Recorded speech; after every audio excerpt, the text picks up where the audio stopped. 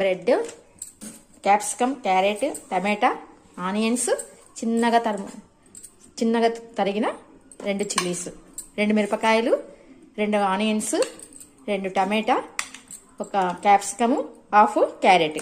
Carrot ఎక్కువ వేస్తే తీపి వస్తుందని నేను కొద్దిగా వేసానండి.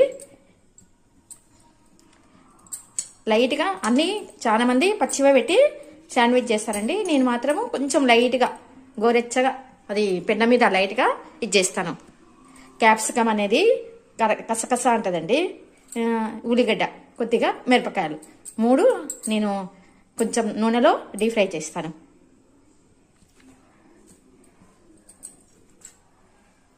చూడండి, అన్ని కొద్దిగా లైట్గా వేయించుకోవాలి.